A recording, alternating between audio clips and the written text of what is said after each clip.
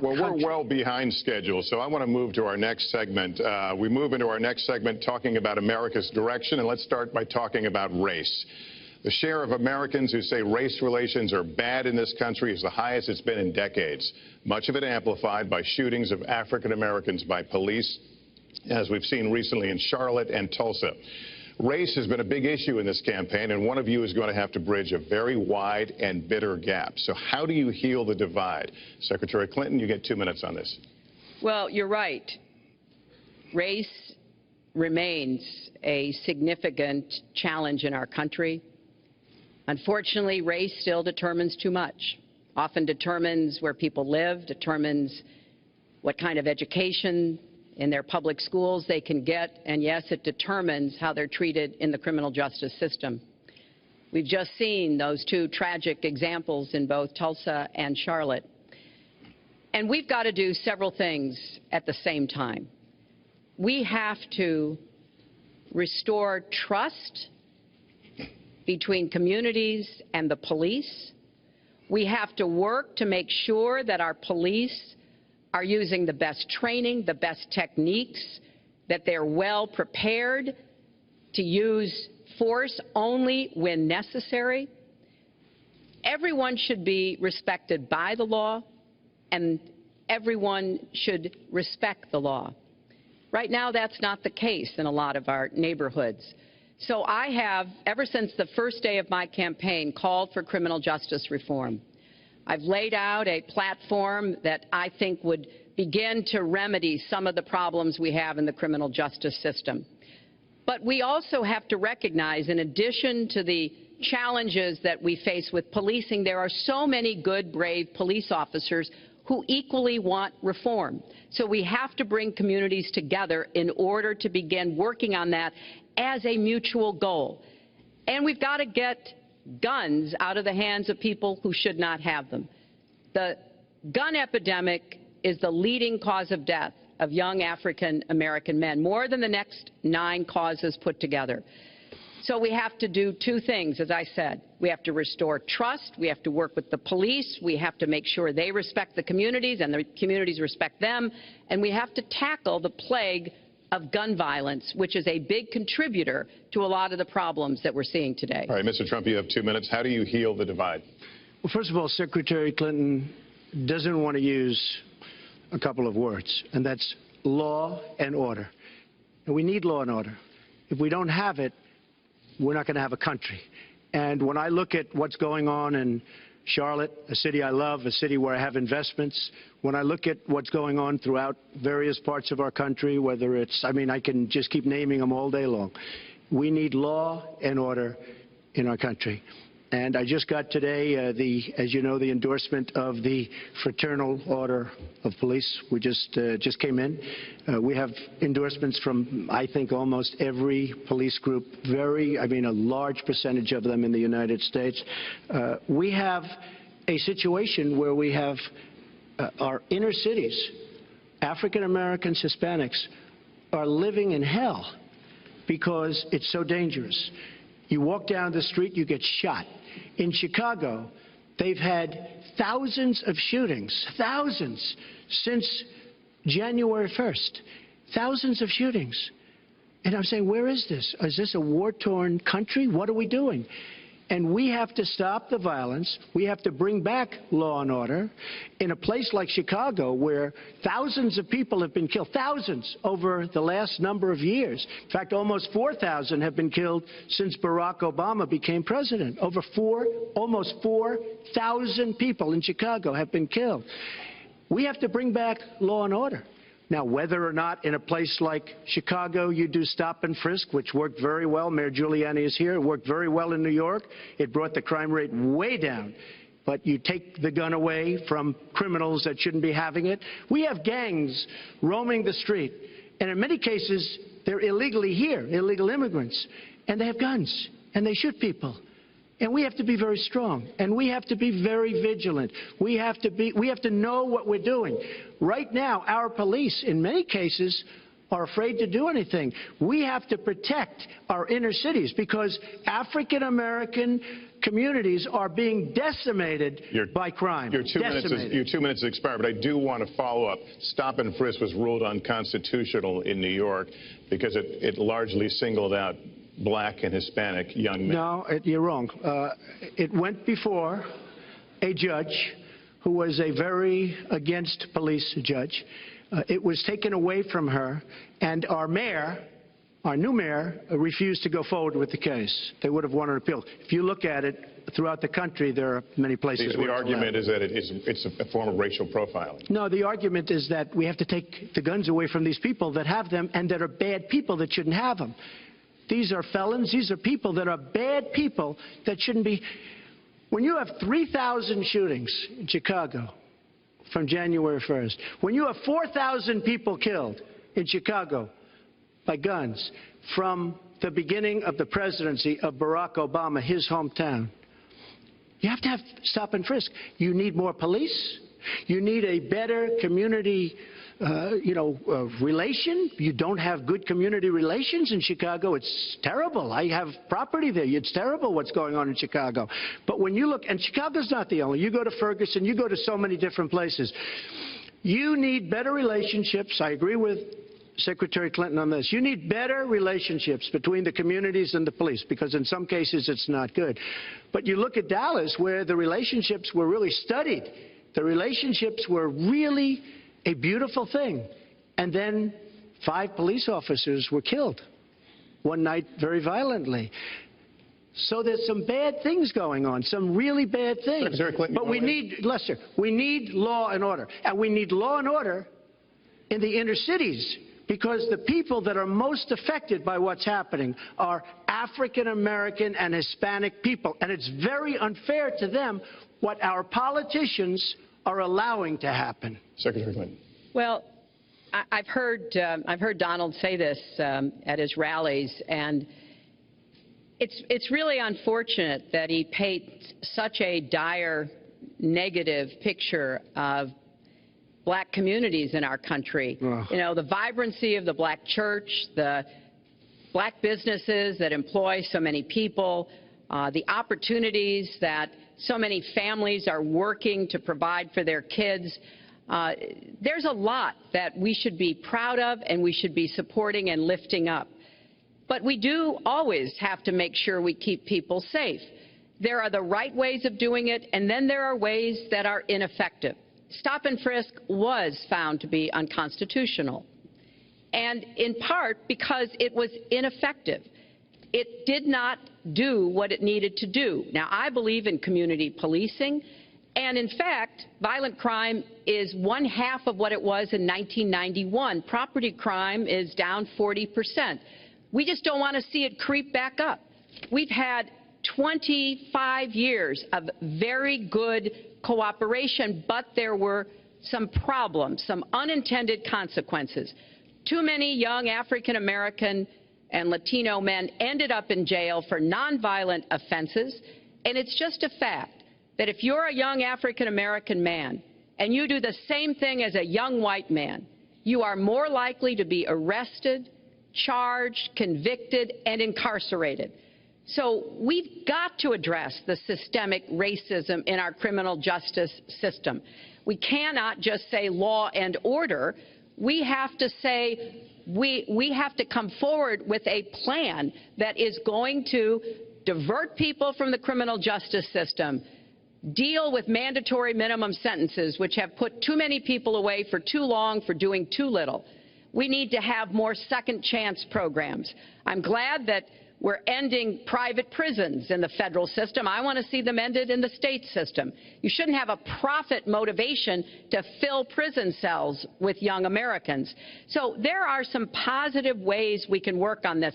And I believe strongly that common sense gun safety measures would assist us right now. And this is something Donald has supported along with the gun lobby. Right now, we've got too many military-style weapons on the streets. In a lot of places, our police are outgunned.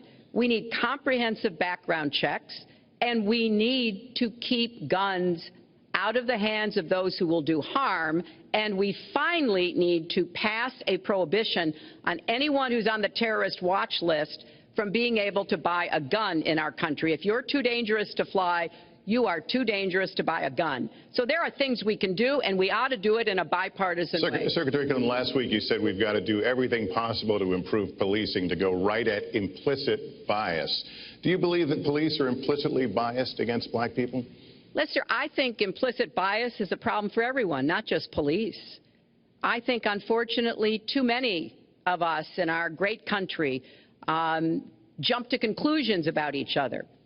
And therefore, I think we need all of us to be asking hard questions about, why am I feeling this way?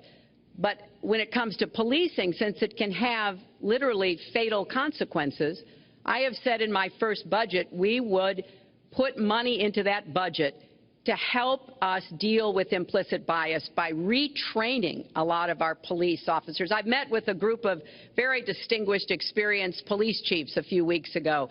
They admit it's an issue. They've got a lot of concerns. Mental health is one of the biggest concerns because now police are having to handle a lot of really difficult mental health problems on the street.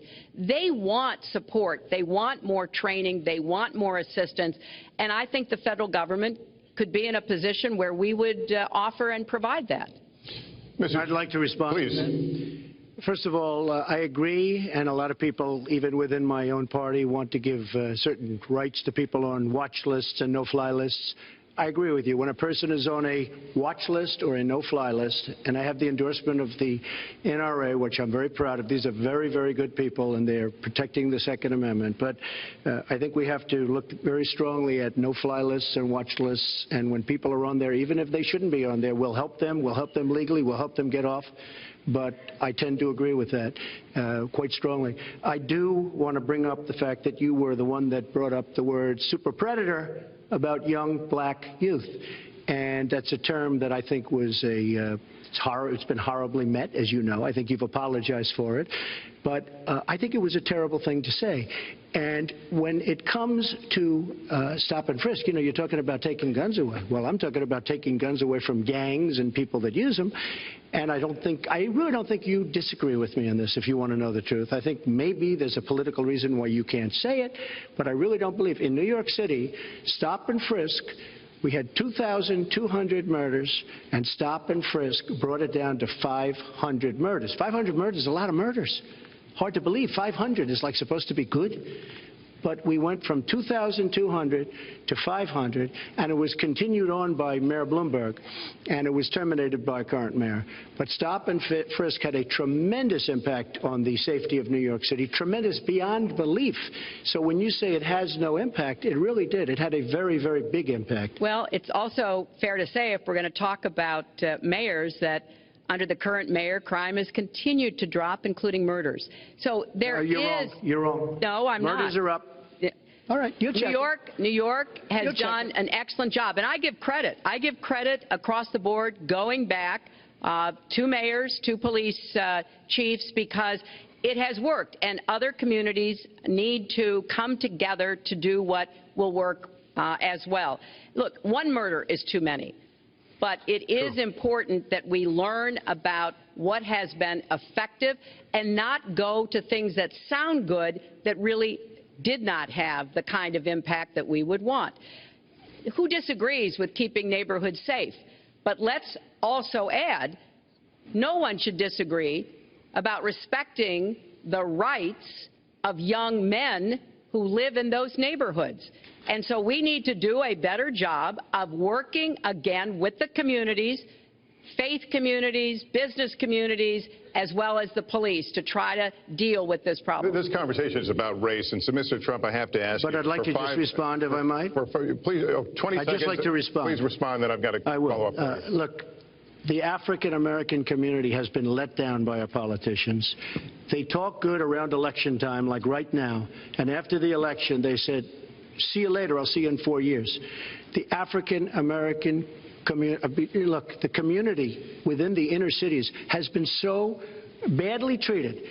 They've been abused and used in order to get votes by Democrat politicians because that's what it is. They've controlled these communities for up to 100 years. Mr. Trump, let me... Well, Unbroken. And I will tell you, you look at the inner cities, and I just left Detroit, and I just left Philadelphia, and I just, you know, you've seen me. I've been all over the place. You decided to stay home, and that's okay. But I will tell you, I've been all over, and I've met some of the greatest people I'll ever meet within these communities, and they are very, very upset with what their politicians have told them and what their politicians have done. Mr. Trump, I think Donald just criticized me for preparing for this debate. And yes, I did. And you know what else I prepared for? I prepared to be president, and I think that's a good thing. Mr. Trump, for 5 years, you perpetuated a false claim that the nation's first black president was not a natural-born citizen. You questioned his legitimacy. In the last couple of weeks, you acknowledged what most Americans have accepted for years. The president was born in the United States. Can you tell us what took you so long? I'll tell you just very simple to say. Sidney Blumenthal works for the campaign and very close friend of Secretary Clinton. And her campaign manager, Patty Doyle, went to, during the campaign, her campaign against President Obama, fought very hard. And you can go look it up and you can check it out. And if you look at CNN this past week, Patty Solis Doyle was on Wolf Blitzer saying that this happened. Blumenthal sent McClatchy, highly respected reporter at McClatchy, to Kenya to find out about it. They were pressing it very hard. She failed to get the birth certificate. When I got involved, I didn't fail. I got him to give the birth certificate. So I'm satisfied with it, and I'll tell you why I'm satisfied with it. That was because I want to get on to defeating ISIS, because I want to get on to creating jobs, because I want to get on to having a strong border, because I want to get on to things that are very important to me and that are very important to the country. I'll let you respond. It's important, but I just want to get the answer here. The birth certificate was produced in 2011. You continued to tell the story and question the president's legitimacy in 2012, 13, 14, 15, as recently as January. So the question is, what changed your mind? Well, nobody was pressing it. Nobody was caring much about it. I figured you'd ask the question tonight, of course, but nobody was caring much about it. But I was the one that got him to produce the birth certificate, and I think I did a good job. Secretary Clinton also fought it. I mean, you know, now everybody in mainstream is going to say, oh, that's not true. Look, it's true. Sidney Blumenthal sent a reporter. You just have to take a look at CNN last week, the interview with your former campaign manager, and she was involved. But just like she can't bring back jobs, she can't produce. I'm sorry, I'm just going to follow up, and I will let you respond to that because there's a lot there. But we're talking about racial healing in this segment. What do you say to Americans? Well, it was very, I say nothing. I say nothing because I was able to get him to produce it. He should have produced it a long time before. I say nothing. But let me just tell you, when you talk about healing, I think that I've developed very, very good relationships over the last little while with the African-American community. I think you can see that. And I feel that they really wanted me to come to that conclusion, and I think I did a great job and a great service, not only for the country, but even for the president, in getting him to produce his birth certificate. Secretary Clinton. Well, just listen to what you heard. And clearly, as Donald just admitted, he knew he was going to stand on this debate stage, and Lester Holt was going to be asking us questions, so he tried to put the whole racist birther lie to bed. But it can't be dismissed that easily. He has really started his political activity based on this racist lie that our first black president was not an American citizen.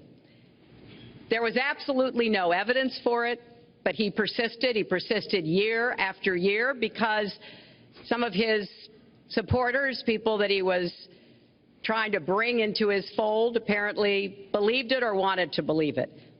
But remember, Donald started his career back in 1973 being sued by the Justice Department for racial discrimination because he would not rent apartments in one of his developments to African Americans, and he made sure that the people who worked for him understood that was the policy. He actually was sued twice by the Justice Department. So he has a long record of engaging in racist behavior. And the birther lie was a very hurtful one. You know, Barack Obama is a man of great dignity, and I could tell how much it bothered him and annoyed him that this was being touted and used against him. But I like to remember what Michelle Obama said in her amazing speech at our Democratic National Convention. When they go low, we go high. And Barack Obama went high, despite Donald Trump's best efforts to bring him down. Mr. Trump, you can respond, then we're going to move on to the next segment. I would love to respond. First of all, I got to watch, in preparing for this, some of your debates against Barack Obama. You treated him with terrible disrespect. And I watched the way you talk now about how lovely everything is and how wonderful you are. It doesn't work that way. You were after him. You were trying to. You even sent out, or your campaign sent out, pictures of him in a certain garb, very famous pictures. I don't think you can deny that. But just last week, your campaign manager said it was true. So when you try to act holier than thou, it really doesn't work. It really doesn't. Now, as far as the lawsuit, yes, when I was very young, I went into my father's company, had a real estate company in Brooklyn and Queens, and we, along with many, many other companies throughout the country, it was a federal lawsuit, were sued. We settled the suit with no admission of guilt. It was very easy to do, but they sued many people. I notice you bring that up a lot, and I also noticed the very nasty commercials that you do on me in so many different ways, which I don't do on you. Maybe I'm trying to save the money. But frankly, I look at that and I say, isn't that amazing? Because I settled that lawsuit with no admission of guilt. But that was a lawsuit brought against many real estate firms, and it's just one of those things. I'll go on one step further. In Palm Beach, Florida, tough community, a brilliant community, a wealthy community, probably the wealthiest community there is in the world. I opened a club and really got great credit for it. No discrimination against African Americans, against Muslims, against anybody. And it's a tremendously successful club, and I'm so glad I did it.